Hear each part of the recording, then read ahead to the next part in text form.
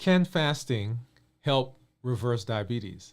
Can fasting help with blood pressure, high cholesterol, obesity, polycystic ovarian syndrome? Yes, it can. And we're going to be spending some time going through fasting, all about fasting. We're going to spend some time talking about preparing for fast, going through a fast, how do you break a fast, and some of the things you need to do to make sure that you are successful in the fasting process. Hey, if you're new to me, I'm Dr. Dwain Woode. That's Wood with an E.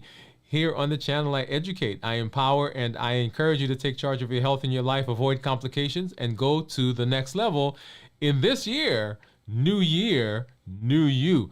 We are talking to adults with type 2 diabetes who want to reverse their diabetes. That's right, get off of those medications, improve their metabolic health, and deal with a lot of those other things that may come. If you do a check-in, talking about, and I usually talk about how I'm doing physically, mentally, and emotionally. Physically, mentally, and emotionally. And physically, I am right now feeling a little tired. That's because I've been up. I had some things that I had to get ready for this morning. I had a client that I talked to this morning. I had some other things I had to do for my business, and so I've been kind of running. And the last couple of nights, I've actually been up later than I intended.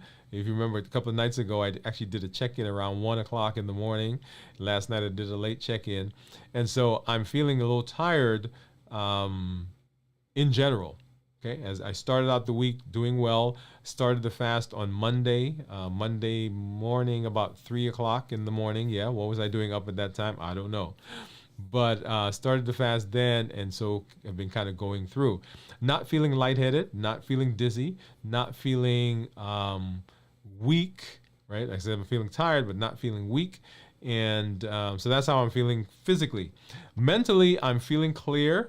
I'm not cloudy. Often, if I don't do a good job of hydration, don't do a good job of resting, sometimes I will have some cloudy thinking, but right now feeling pretty clear in my thought process. And then emotionally, just so happy to be at the end of the week. We had a good week. We were off on Monday, if you remember. And then on Tuesday, if you've been following us on social media, you saw that I was down at Auburn. We had an award that was given down there. So I got to hang out with some medical students and the faculty there, got some good information, came back up, saw patients yesterday or 2 days ago, Wednesday and yesterday, and then today had a great time. So emotionally, actually, I'm feeling pretty good. I'm excited about a video that I recorded that I'm putting together to air when we at some point coming up. We'll talk about when that's going to come, but that was an exciting video to do, and so you'll hear more about that. So emotionally, I'm actually feeling pretty good. So let's hop over and let's take a look at some blood sugars. So this is my Libre that you see on the screen. So my Libre right now says that my blood sugar is 54. Right? If I look over at my Dexcom, you'll see that it says 61. So 54 for the Libre, 61 for the Dexcom. And let's go ahead and take a look at what my finger sticks are showing. So here's my contour meter, and this one right here is my Keto Mojo. So let's go ahead and get a strip for the contour. Get that in. And then I'm going to move this ketone strip out of the way, get the strip in for the Keto Mojo for the glucose, and then of course we've got to get a finger stick, right? So we got to get some blood.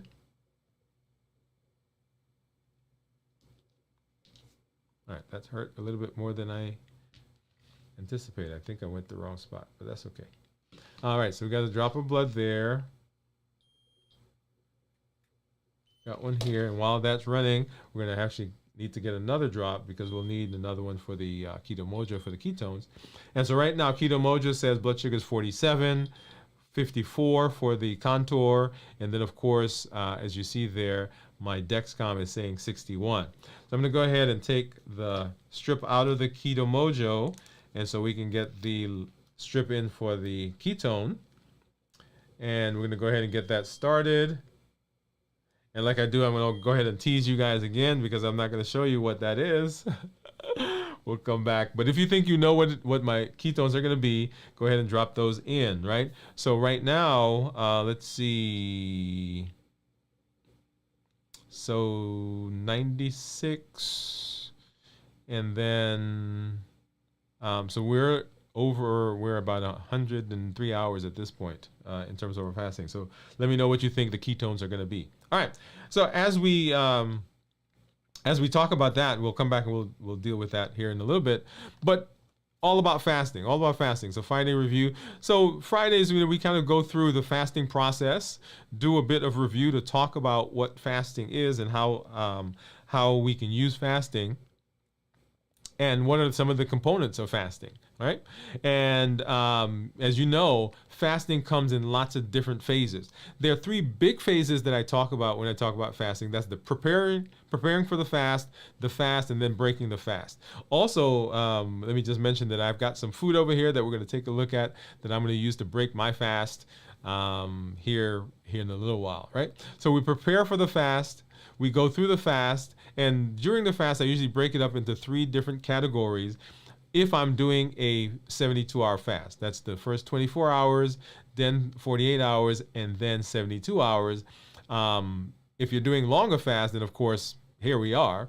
But those are the general ideas or general phases. And then of course, breaking the fast at the end. And so preparing for the fast is very, very important.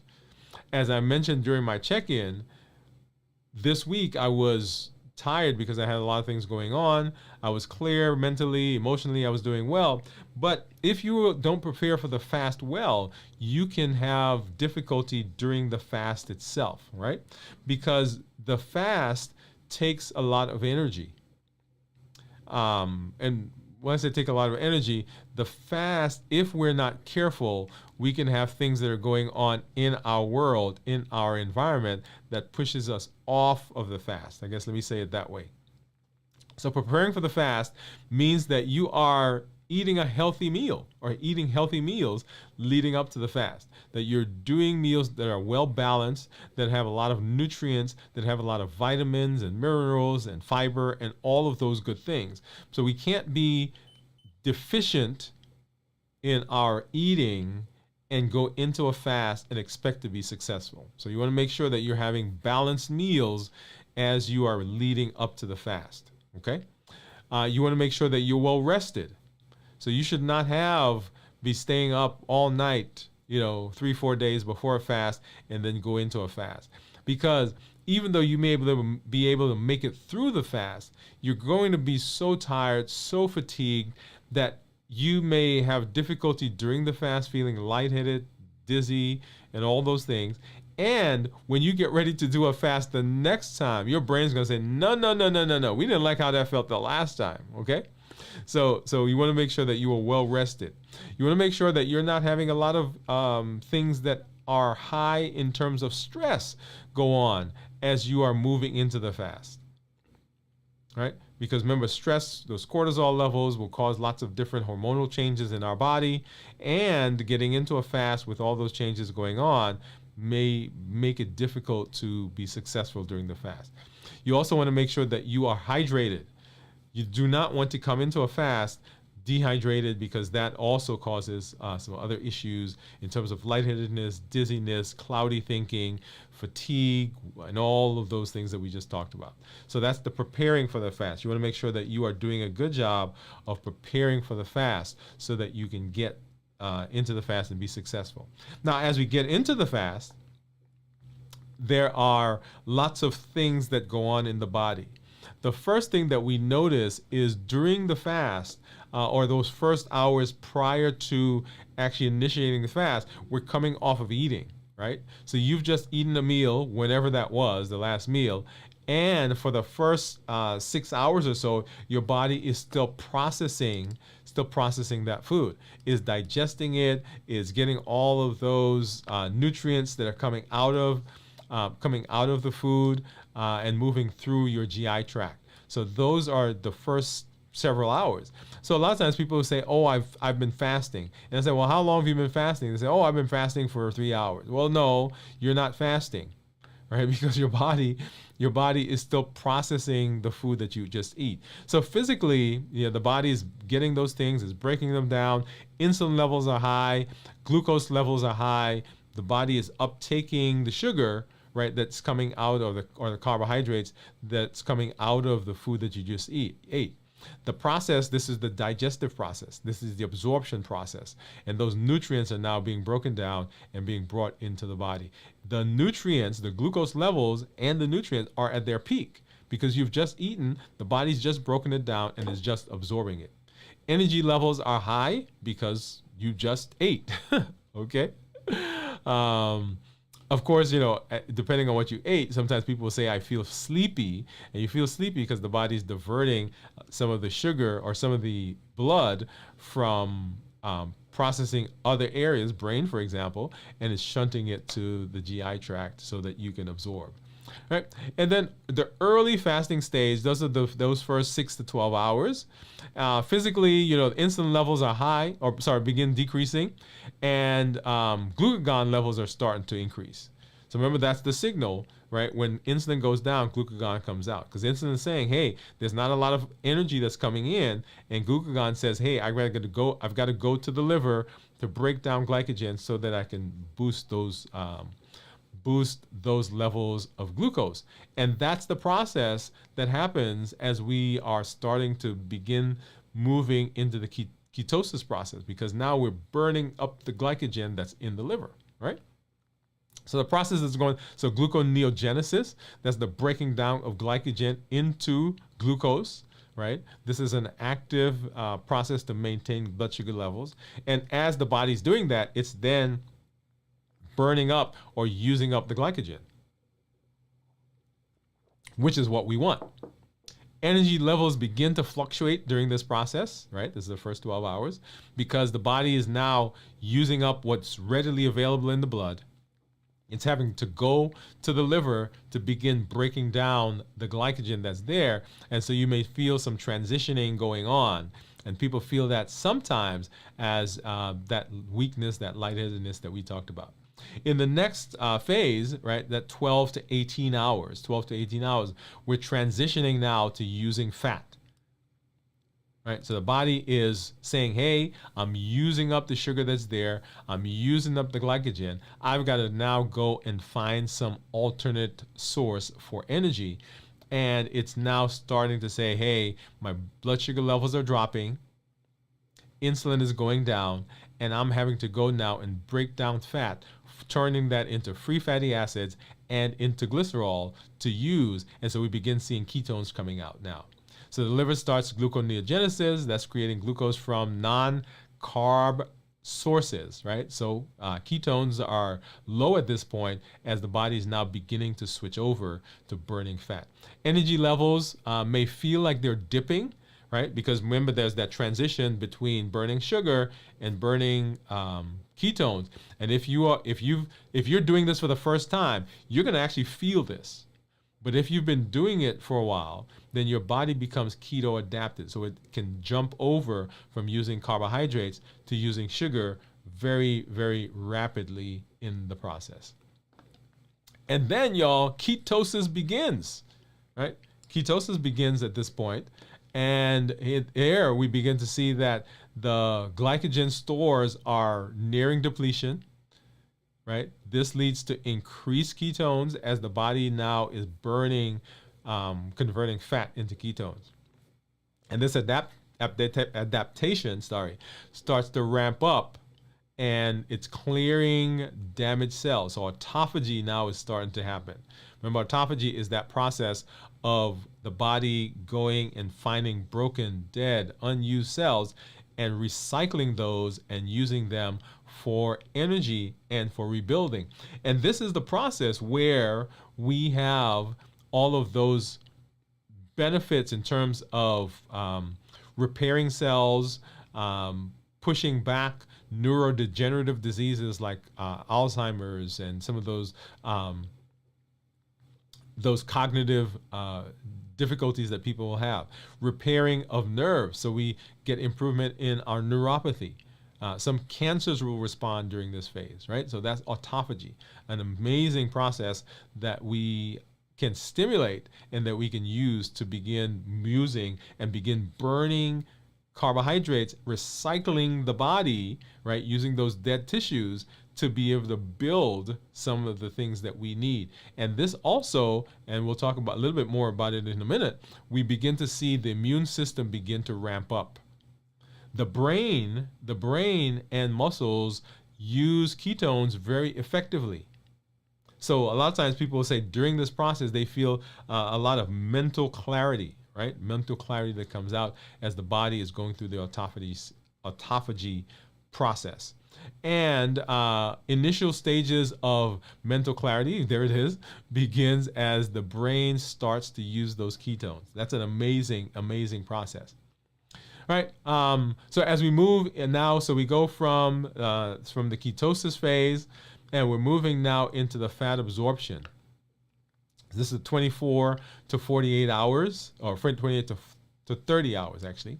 So glycogen stores are nearing depletion, and the increased ketones are coming out because the body now is switching over, right? So fat absorption, so significant increase in ketones because now we are almost all done with carbohydrates. Glycogen is gone, and the body is now in full force looking at those fat cells and saying, come on, I need energy. And where does it get energy from? Those fat cells. Here we begin to see significant weight loss, right? Because everything now is coming from fat, pretty much everything. There are still a few places where you get some sugar because the body breaks fat down into glycerol and free fatty acids. The free fatty acids give us the ketones, and the glycerol gets converted into glucose, right? Glycerol, glycogen, glucose, all those words similar to each other. So there's still some places where we get sugar from in the body, but for the most part, we're using ketones. The whole process of going from carbohydrates to ketones, I liken that to a hybrid car. In a hybrid car, you're burning gas, and you also have the battery. When the gas is done, we don't panic, right? If the battery is working. And it's the same thing here in the body. When the glucose and the glycogen stores go down, we don't panic, we don't worry because we have ketones. And most people, if we listen to the studies, most people within their body have upwards of almost 100,000 excess calories. That's right, you heard me right. 100,000 in excess calories. Particularly as we talk about people who have metabolic disease, polycystic ovarian syndrome, non-alcoholic fatty liver disease, and so on and so on and so forth. Okay, so fat absorption. So energy levels stabilize now as the body becomes more efficient at using ketones. Right, that's the fat adaptation. The next phase, y'all, and so we're going to run through, and I want to talk a little bit about the mental component that goes along with the physical. So at 24 hours, right? So 24 hours, we're transitioning to fat metabolism, as we just said. And so a physical state, the liver glycogen stores are gone. The body increases lipolysis, that's the breaking down of fat. And the breakdown of fat stores, and this is being converted into free fatty acids, and that's being converted to ketones, and that's the energy. So some people may begin to feel mental clarity, as we said before, as the brain now is beginning to utilize all those ketones through the breakdown and the conversion of fat. So that's 24 hours. When we look at 25th hour, and we're not going to go through each of these by one, just wanted to kind of give you a sense of what's happening. So mild ketosis is at 24 hours. So the body is used up a lot of the glycogen and it's switched over to burning fat, and ketones are coming up and they're beginning to kind of ramp up. As we get later on, we'll see ketones that are much higher. Okay? All right. So that's the first 24, 25 hours of the process of fasting. And the reason I'm pausing here at 24, 25 hours is I've been challenging you to fast at least once a week at least once a week for 24 hours. And so for 24 hours, that's what's been going on. What is the benefit of fasting? The benefit of fasting is that fasting allows us to do several things. Remember our pillars here on the show in terms of reversing diabetes. Number one, decrease insulin. That's right. That's number one, decrease insulin. Number two is to suppress the appetite. Decrease insulin, suppress the appetite, and then finally decrease glucose. So if you can do that, then diabetes is in the process of getting reversed. Decrease insulin, decrease our appetite, and decrease sugar. Those are the premise. That's the pillar. And during the process of fasting, if you are not eating, if you're not putting anything in that has carbs, as a matter of fact, we're not putting anything in that has any calories, right? If you're not putting anything in, then by virtue of that, your insulin level has to go down because it doesn't have anything to work on. So insulin levels have to go down. And if insulin levels go down, that's the first pillar. Insulin levels are going down because sugar has gone down. Because now we're getting rid of the glycogen that's in the liver. That's the second pillar. When insulin goes down, remember insulin is an appetite stimulant. Yes, it is. And if insulin goes down, then the appetite now is not stimulated. And so that's the third pillar of what we're doing. Okay? So decrease insulin, decrease the appetite or suppress the appetite, and then decrease our sugar. That's how we roll, y'all, here on the show. All right. So let's see. So I do see some folks that have popped in. So let me go ahead and say hello. All right, here we go. So Jennifer, we said hi. So Jennifer is asking, what type of numbers should I see on my CGM during these stages for best results? Jennifer, I'm going to hold on to that question. I'm going to come back to it here in just a little while. Teresa says, hello, Dr. Woode, Jennifer, and everyone. Hey, glad that you are here, Teresa. Oh, she says, hey, you're answering this. All right, yeah, I'll come back. I'll do a little bit more specific answer to your question there, Jennifer. And then Jennifer, of course, saying, hey, Teresa. I do see some folks over on Instagram. See Jennifer is over there as well. I see Denise. I see Alvarez. Hey. Alvarez says, hey, good day. How are you doing? And then I do see Paul over there as well. So thank you guys for coming through. All right. So that's the process of fasting. That's the process of fasting. And then remember 3 phrases: start the fast, preparing for it, get through the fast, however that is. During the fast, the same things that we were doing for preparing. We want to make sure that we're hydrated. Last night, if you were on, we did a show about hydration. Well, we didn't do a show on hydration. We did a show that talked about some of the things I was using for hydration. And you'll recall that I was using 2 products, and one of them, it was a product with electrolytes. One of them, as I was reading through the process, I was using my Yuka app. Notice that it had some calories in it. It says zero carbs or 0 sugar, but it had calories. And so that one I can no longer use during my fast. So go back and watch that show from last night. Okay. So my point in that show actually last night was to say, hey, even as you're looking at things that sound like they're healthy, you also have to be careful with them as well. Okay. All right. And then, so preparing for the fast, getting through the fast. So make sure you're hydrated. Make sure you're getting good rest. Make sure that during the fast, you're not doing a lot of things that are stressful. And then, right, the final phase of that is, of course, we've got to break the fast. And so let me do something here really quickly. All right, so we got to break the fast. And you see me kind of scrolling through because I want to get to, we're going to skip all of this stuff. We'll come back. We'll do that at another time. Here we go. I'm going to get to breaking the fast. Oh, think I went a little too far. No, no, come back.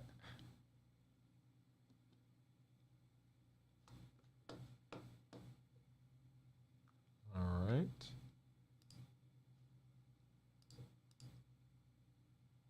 So breaking the fast. So right over here, and I'm going to pull it over so that you can actually see.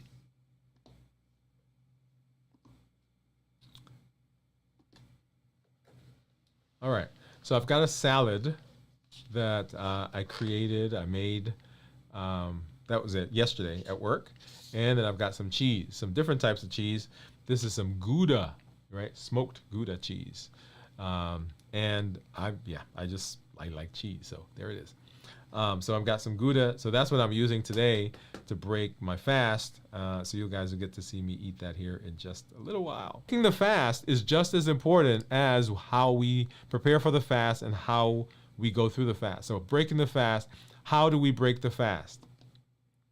Well, some things you want to make sure you're monitoring blood sugars. Now, I am proposing and I am recommending for all of my clients, all my patients who are in this process, that they use a continuous glucose monitor. Now, for a lot of people, if you're not diabetic, then glucose monitors currently, well, you have to have a prescription, right, currently. And some insurance companies don't cover it if you're not diabetic. This summer, they're coming out with a over-the-counter version of one of the glucose monitors so that you can get it without having a prescription. You basically pay out of pocket like you would do if you just went to the grocery store and got a glucose meter, okay? So it's important. Why is that important to monitor? It's important, particularly if you're diabetic, it's important, one. Number two, if you're not diabetic, we want to know how foods are affecting your body, how foods are affecting your blood sugar, how foods or lack of eating, right, abstaining, the fasting process, how is that changing my metabolic disease? How is it changing my body? And one of the best ways of knowing that is to look at blood sugars, because you begin to see those blood sugars go down. I'm also suggesting that if you are interested in seeing what ketones are doing, where the ketones are, particularly if you're doing shorter fast. Now, if you're doing an extended fast, I mean, once you get to that 24-hour and you get beyond that, you're going to be in ketosis. Okay? But if you want to maintain ketosis, if you're interested in then transitioning into a ketogenic diet, get a monitor that will also tell you about ketones. Okay? So that's kind of a general thought, and I thought this would be a good place to do that. You want to make sure that you are having good portion control. We're talking about breaking the fast, right? So make sure you're monitoring and make sure you're having good portion control, because often we get so in our head about the things that we have not eaten. I'll tell you, I do this, right? Let me come back over here so we can talk. So if I'm not careful, I begin anticipating the things that I didn't eat. One of the things I used to do when I first started fasting, as we went through the week, sometimes we'll have lunch at the office, a pharmaceutical rep will bring lunch. We'll have a meeting where we'll have lunch. I'll go down to the cafeteria. And when I first started fasting, what I was doing is all the lunches, all the things that they brought in, I would save them up and put them in the refrigerator. Right? So Monday's lunch would be in there. Tuesday's lunch will be in there. Wednesday's lunch will be in there. And so I brought all that stuff home and put it in the refrigerator. And right, the idea, and I said to myself, hey, I'm not going to eat all of that. Well, if I'm not going to eat all of it, why am I bringing it? Right? Because remember, access, habits, emotions, access, taste. So access is one of my triggers, right? So if it's there, guess what? The likelihood is I'm going to go try to eat a lot of it. So portion control. So don't anticipate the meal, y'all. Plan for it, plan for breaking the meal, but don't say, okay, man, when I start eating, I'm going to have all this stuff, because that sets you up for a lot of a lot of badness, right? So portion sizes, portion control, and I see. Let me come back here because I see some stuff coming through. So that was the first one. Portion control. Eat slowly. That goes back to portion control as well. Because a lot of times we're like, oh, let me gotta put all this stuff down, and I'm gonna try to eat slowly when I start eating here in just a minute. So you guys are gonna have to help me pace myself, because once I get that first bite, yeah, it's coming in, right? And then avoid sugary processed foods. Once your blood sugars spike, insulin has to come out. When insulin comes out, appetite gets stimulated, right? So avoid all those sugary, highly processed foods. Okay. All right. Okay. So that's kind of tips. Hydration. Make sure you're hydrated. All right. And here you'll see some things like coconut water. Make sure it's unsweetened. Herbal tea, and water. Those are things you want to make sure that you're hydrated. And you may even at that time have to use some electrolyte supplements. Right. So hydration, very important. Protein. Protein is our friend. Protein is our friend. As we are moving into the post-fasting phase, if we're eating proteins will help us stay full, and proteins won't spike our blood sugars like those processed foods will. Okay. Healthy fats. You want to make sure you're having some healthy fats. Avocados, nuts. For me, I can't do it. I've tried, but they stimulate my appetite, and once I have that first one, it's all downhill from there. Broths are good. I have not done broths over the last couple of weeks because I've been doing some different things, and for different reasons. Not that the broth is not good, but I love broth. I was using it for a while. The one that I have actually has some carbs in it because it's the broth mix. And so I haven't gone back to the grocery store yet to get new ones. So that's really the reason that I've not used broth. And I've been using these other things, salads and so forth. If you are vegetarian, if you're vegan, you don't have to use bone broth. You can use vegetable broth. Okay? And then some consideration. When breaking a fast, choose foods that help maintain stable blood glucose levels while offering nutritional value and are gentle on the digestive system, right? And so, yeah, low glycemic index, foods, lean protein, healthy fats, and then, of course, make sure that you are remaining hydrated. All right, so first, let's go ahead and let's see what my ketones are. Let's move the food out of the way. Get my ketone, get my meter back, and then let's go ahead and let's pull up my Keto Mojo. And we'll see what that pulls up right there in just a minute. You'll see it syncing in just a while. So my ketones last night, as you see there at the bottom, they were 3.7. Oh, or was that today? Did it sync already? Okay, let me resync it to make sure we have the right number, but I think that may have been correct.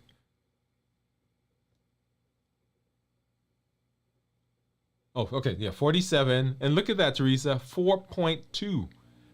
4.2 is what my ketones are. Remember, when we talk about ketones that are less than 0.5 are considered normal. 0.5 to 1.5 considered nutritional ketosis, and then above 1.5 is considered therapeutic ketosis. If we look at my graph, you see as my blood sugars have gone down, then, which is the tan line, my ketones have gone up, which is the turquoise line. And remember, insulin and ketones can't exist together. Insulin and ketones can't exist together. So when insulin goes down, ketones go up. And as insulin comes up, when we're eating, because carbohydrates are there, then that's the signal that ketones have to go away. Okay? All right, so that's that. And so let me do this, y'all. I'm going to, let's see, let's grab this one. So I'm going to start by having a piece of this Gouda. I know I got a paper plate, but that's okay. So look at that.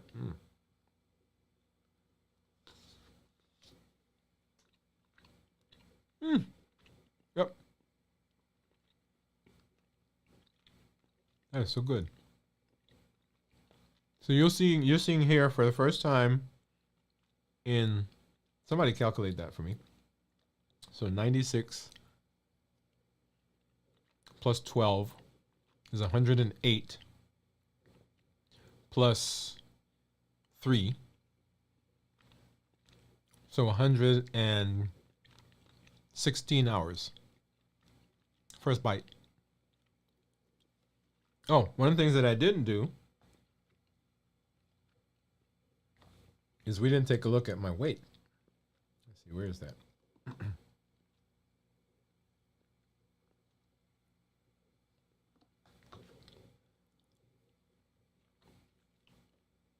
So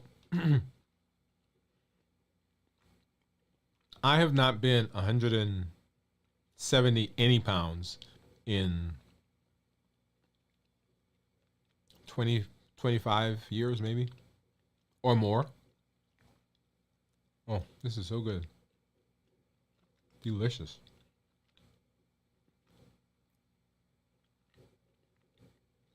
Remember what I said before, as I've said before, when we're talking about New Year, New You model, it improves diabetes. It reverses diabetes, but it helps so many more things. Just because you're not diabetic doesn't mean that this doesn't work. High blood pressure, high cholesterol, polycystic ovarian syndrome, metabolic syndrome, obesity, all of those get improved. New Year, New You. I know I'm talking to you, but I'm thinking about this cheese, y'all. Oh yeah, this is So all those metabolic diseases, they respond just like diabetes. So decreasing insulin in your body. So when I say decreasing insulin, often people think I'm talking about taking insulin from the outside. Your body produces insulin, and it produces insulin in response to spikes in blood sugar. So if you're spiking the blood sugar and your body has to produce more and more and more insulin, that's where the whole idea of insulin resistance comes from. And the higher the insulin goes, the more your appetite is stimulated, the more weight you put on, the more insulin resistant you become. And remember, insulin, well, let me give you an example of things that happen with insulin. So when I was a kid, I hope my mom's not watching. There's 6 of us, kids. We used to live in an apartment. There were 4 of us at the time.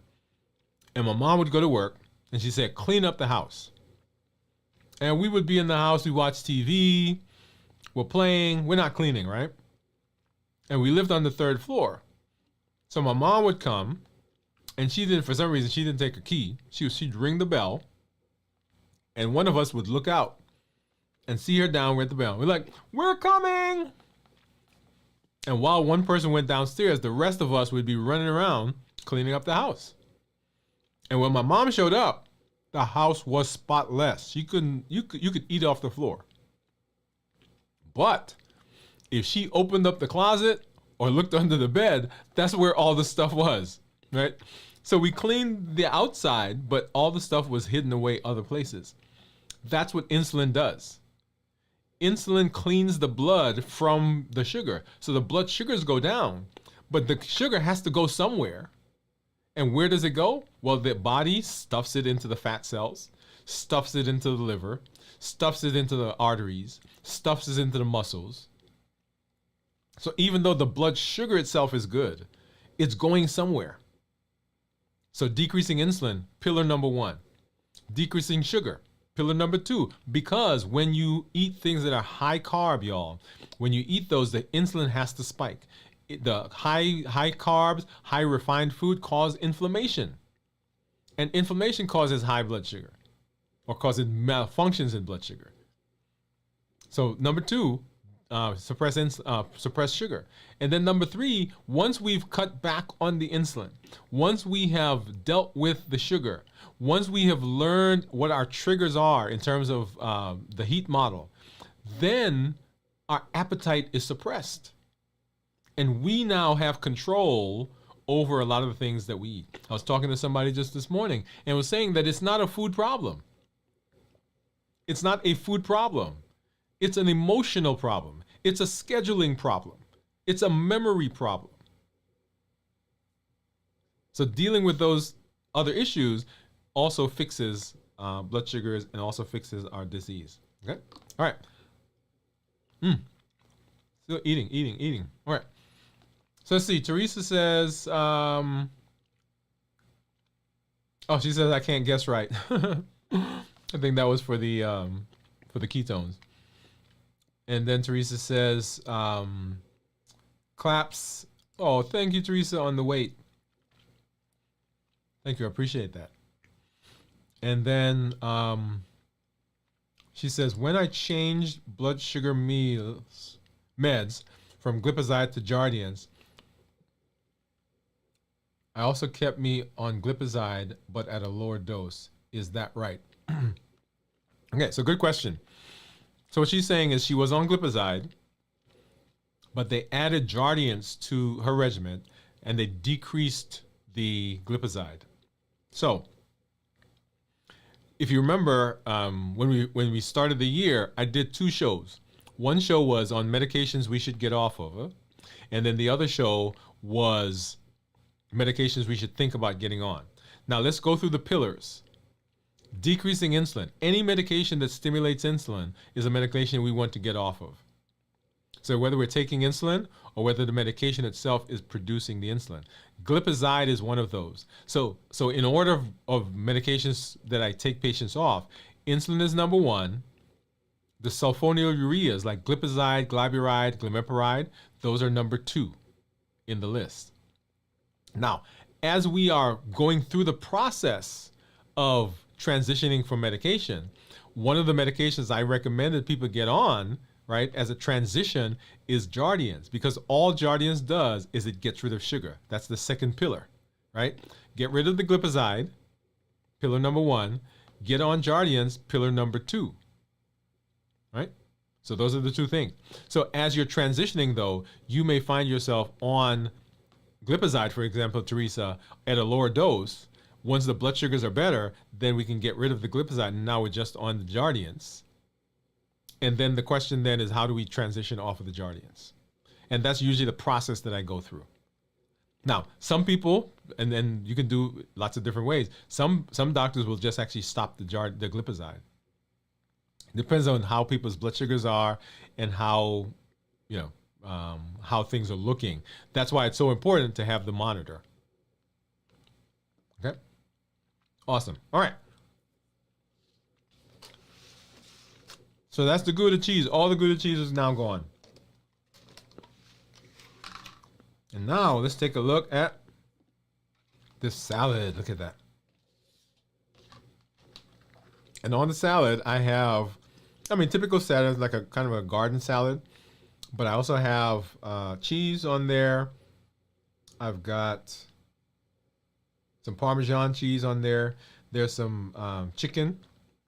So I have turkey, actually. So I have some smoked turkey in the refrigerator. So I just chopped it up and put it on top. And some onions, some red onions. And let's see what that tastes like. I bet you it's going to taste so good. Should I eat it or should I go get some more Gouda?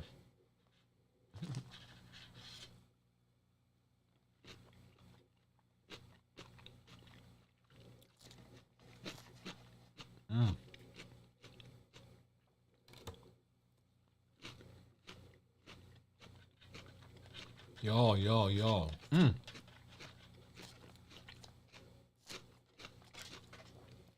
This is good.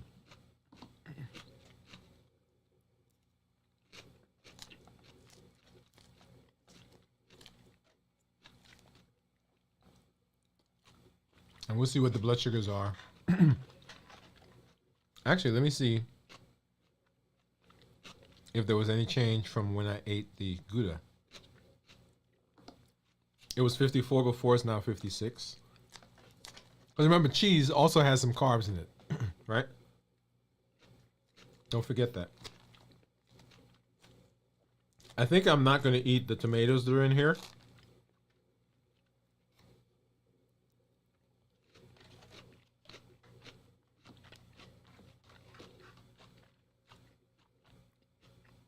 So I'm going to avoid the tomatoes because I'm sure those are going to spike my blood sugars more than the rest of the stuff that's in there.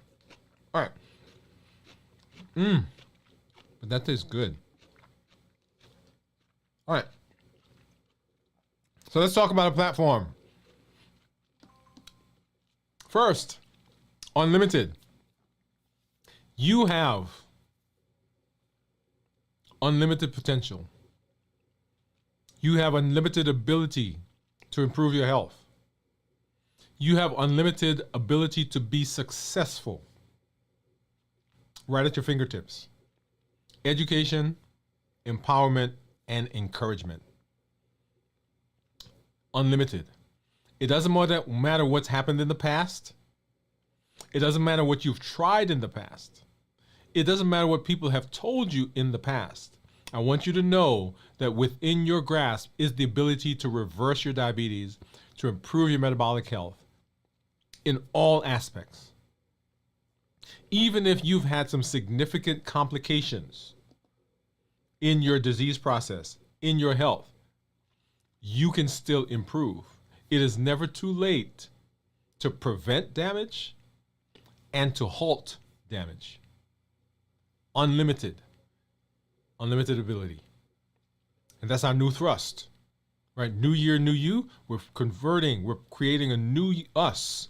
And as part of that, we have to switch, we have to change our thinking. And I want you to begin thinking unlimited. Because you have the ability, you have the power. Here on the channel, we educate, we empower, and we encourage people, you, to take charge of your health and your life, right? We educate with the shows, the podcasts, the blogs that we do. We empower with the tools that we learn: fasting, the HEAT model, emotional intelligence, how to create a 7-day menu, how to think about medication. What medication should I be on? What medication should I be off? Figuring out my why.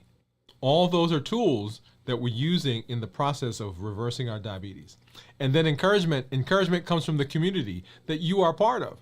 The community is good. The community is strong as you come and you participate in the community. That's why I love the folks that are in our community, because you help to support it, you help to support me, and you bring strength and you bring encouragement to the group. So we educate, we empower, and we encourage. The things that can derail us are things that are in the HEAT model. The HEAT model says that we eat because of habits, emotions, access, and taste. We have habits, things that we've created. We do things we eat at certain times, not because we're hungry, but because it's that time. Oh, we normally eat at this time. Oh, we sit down to watch a movie, so we're gonna have some popcorn. Oh, friend comes over, so we're gonna sit, we're gonna eat. Oh, let's go hang out. We're gonna go to Panera. We're gonna go to one of these other places, and we're gonna eat. Not because we're hungry, but just because of the habit that we formed. We eat because of emotions: happy, sad, frustrated, angry, lonely, tired, all of those things, bored. Emotions will push through your decision. Emotions will push through medication. I don't know how many people that I have that are on Mounjaro or Ozempic or some other medication that's supposed to suppress the appetite. And they say it's not suppressing the appetite. And I say it's not a medication problem. It's an emotion problem. It's a habit problem. So emotions will push through that. And then we eat because of access, right? I don't have any cashews. I don't have any almonds in the house. Peanuts, and I had them, and I had to give them to my wife. She hid them somewhere. Eat because of access. And then we eat because of taste. We're never chasing food. We're always chasing what the food does for us. It calms us. It helps us with the stress. It helps us with the fatigue. It brings us back to a place that we remember where it was good. We had a good feeling. That's what food does. We eat because of taste. So the HEAT model says we eat because of habits, emotions, access, and taste. And then our call to action is this. 1, join the challenges. Don't just let the challenges be things that you hear about, that you see, that you listen to, but you want to make sure that the challenges are things that you are doing on a regular basis. Okay? Things that you're doing on a regular basis, that you are not just letting this stuff stay on the shelf. So join us in the challenges. When you come here, tell your story, share your story. Because when we hear your successes, we know that it is possible. When we hear your struggles and places you're having challenges, we know that we're not alone. And then share this with someone else. Invite them. Invite someone to the show. Send them a link. Let them know what's going on. There are right now over 1 billion, that's billion with a B, people on the planet that have diabetes or pre-diabetes. Not to mention the ones that have high blood pressure, high cholesterol, they've had a stroke, they've had a heart attack, polycystic ovarian syndrome, and non-alcoholic fatty liver disease, and obesity, and who are struggling with weight. You can be the voice for change in your community, in your environment, in your home, on your job. So invite someone to the show. All right. And let's see. Teresa says, why not the tomatoes? Can you explain? Oh, okay. Why not the tomatoes? So tomatoes, even though they're healthy, so healthy does not mean good for blood sugar. So if I'm trying to maintain as much ketosis as possible, then I want to eat things that are not going to cause my blood sugars to spike. Now, this is actually a great question, Teresa, and great place to explain something. So I want you to take a look at this salad. Okay? And let's take the dressing off of this, because that's ranch dressing. Let's say we didn't have any ranch dressing on there. Everything in that salad will cause my blood sugar to go up just a little bit. The lettuce, the tomatoes, the cucumbers, the cheese. Well, aside from the turkey, right? The cheese, what else is in there? The onions. So all of that will cause my blood sugar to go up just a little bit. All by themselves, not a big issue. But look at the salad, right? So if I get maybe a spike of 2 in my blood sugar because of the cheese, I get a spike of 3 or 4 because of the lettuce, a spike of 3 or 4 because of the tomatoes, spike of 3 or 4 because of the onions. Notice what's happening, right? Before long, right? My blood sugar has spiked up 20, 30 points by eating the salad. So even though there's nothing wrong with the tomatoes, if I'm going to eat this salad, I'm gonna say, as I was eating, I was like, I'm going to get ready to eat all of this. I decided, hey, you know what? I have enough in the salad right now to be full without eating the tomatoes, and I'm not going to miss them. So that's the reason. Not that there's anything wrong with tomatoes, and that's just my meter telling me that my blood sugar is low. So there's nothing wrong with tomatoes, but that's one of the reasons that I do that. Teresa said, I have over 50 tomato plants in my garden. Yeah, tomatoes are good. So it's not uncommon when we had tomatoes, and I didn't plant any this year, for me to go out there and grab a couple of tomatoes and slice them, put some salt and pepper on it and a little bit of lemon juice, and just eat them just like that. Yeah. So there's nothing wrong with tomatoes. I just, at this moment, as I'm eating this salad, which is a huge salad, by the way, decided that I was going to not have them right now. But that doesn't mean I'm not going to have them later. All right. All right. So that's it, y'all. Always very happy to be here with you. Happy to hang out. As I always say, this is Dr. Dwain Woode. That's Wood with an E. The E stands for endocrinology. And here on the channel, I educate, I empower, and I encourage you to take charge of your health in your life, avoid complications, and go to the next level. And then this year, new year, new you. Have a great weekend, and we'll see you on the show 7 p.m. Central on Monday. Bye-bye, everybody.